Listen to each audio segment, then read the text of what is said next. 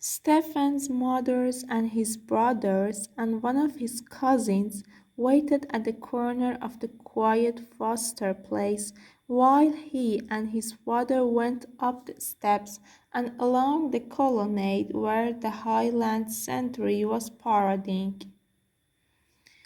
When they had passed into the great hall and stood at the counter, Stephen gave forth his orders on a governor of the Bank of Ireland for 30 and £3.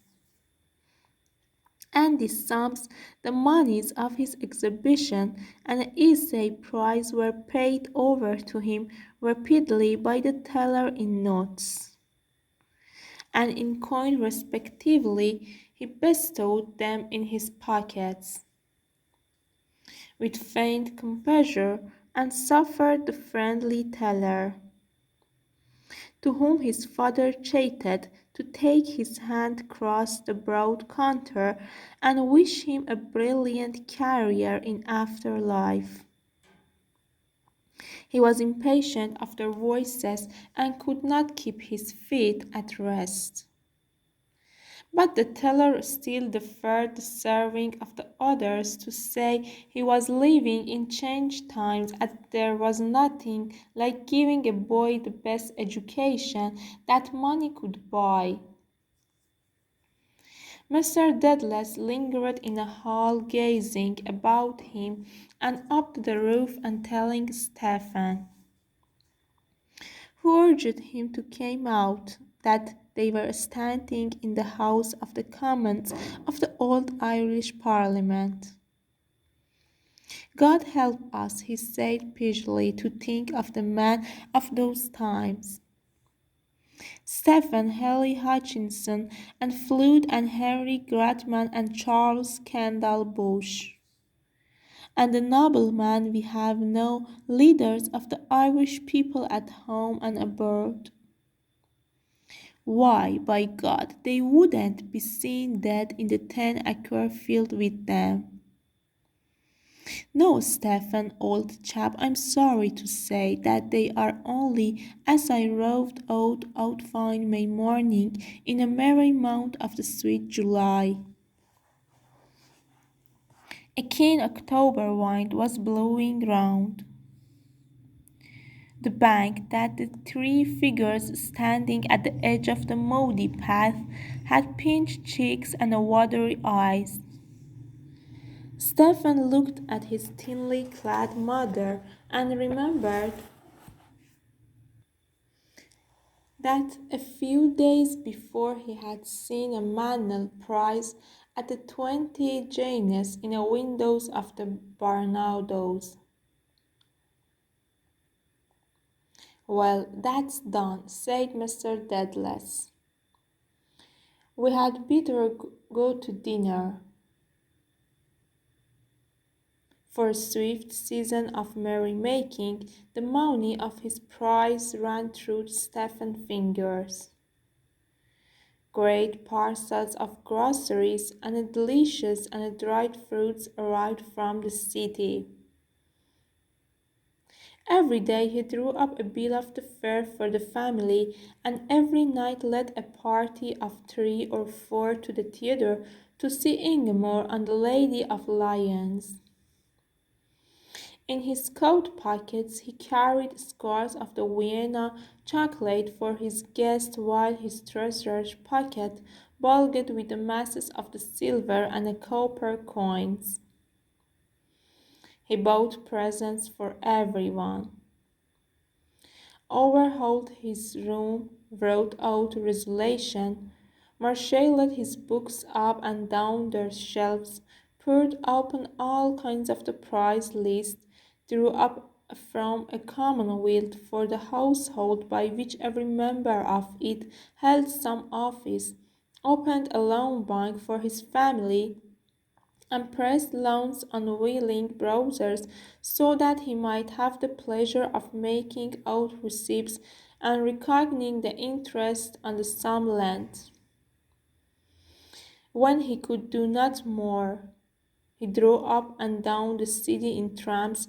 Then the season of the pleasure came to an end.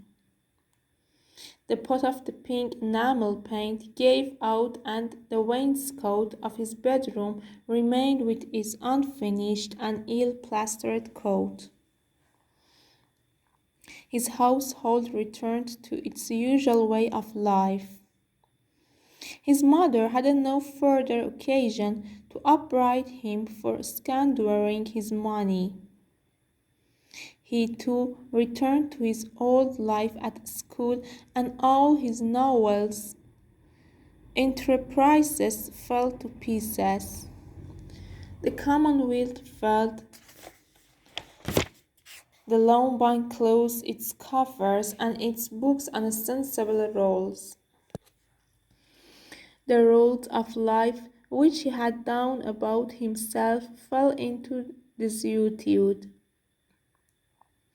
How foolish his aim had been! He had tried to build a breakwater of order and elegance against the sordid tide of life without him, and to dam up, by rules of the conduct and active interest and new filial relation, the powerful recurrence of the tide within him. Useless from without as from within, the water had flowed over his barriers. Their tides began once more to jostle fiercely above the crumbled mould. He saw clearly, too, his own futile isolation.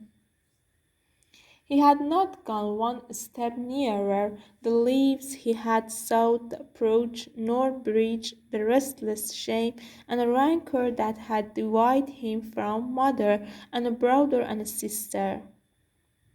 He felt that he was hardly of the one blood with them, but stood to them rather in a mystical kindship of the foster child and a foster brother. He turned to appease the fierce longings of his heart before which everything else was idle and alien. He cared little that he was in a mortal sin, that his life had grown to be tissue of the subterfuge and a falsehood beside the savage desire within him to realize the enormities which he brooded on. Nothing was scared. He bore cynically with the shameful details of his secret riotous in which he exulted to defile with patience whatever image had attracted his eyes. By day and by night he moved among distorted images of the outer world. A figure that had seemed to him by day the more an innocent came towards him by night through the winding darkness of sleep, her face transfigured by the lecher's cunning, her eyes bright with brutish joy. Only the morning pained him with its dim memory of the dark orgiastic riot, its keen and humiliating sense of the transgression. He returned to his wandering. The wilied autumnal evenings led him from street to street, as they had led him years before along the quiet avenues of the Black Rock. But no vision of trim front gardens or of the kindly lights in the windows poured a tender influence upon him now. Only at times in the pause of his desire, when the luxury that was wasting him gave room to a softer languor. The image of the Mercedes traversed the background of his memory. He saw again the small white house and the garden of the rose bushes on the road that led to the mountain, and he remembered